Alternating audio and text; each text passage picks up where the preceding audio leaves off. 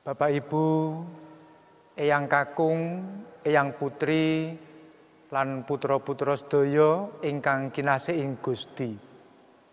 Wilujeng pepanggihan kalian kawula ing wekdal menika. Kula badhe ngaturaken sekar gambuh laras pelok. Mugi-mugi sesekaran menika migunani tumrap kula lan panjenengan sedaya anggenipun ngadepi COVID-19 ing wekdal menika. Mugi-mugi saged migunani. Sumangga.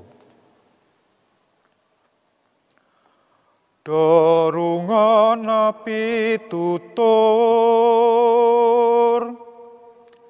supayane Omikron ndang lebur, jaga jarak, nganggo masker, aja lali. Yen ing gereja kudu nurut karo pranatan kang ana.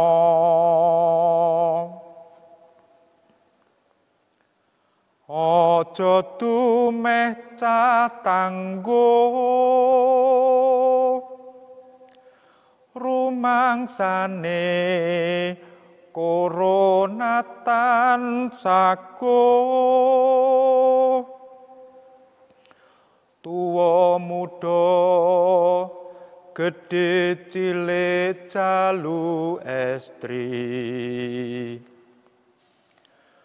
Virus koronatan mangu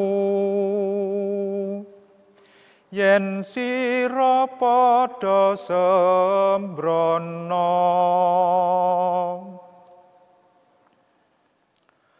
Wus akeh kang kabanjut, akeh uga kang nandang grah iku. Ora suda, ora mendha malah dadi. Prosedulur yo gumrekut, mereka nandang prayoga.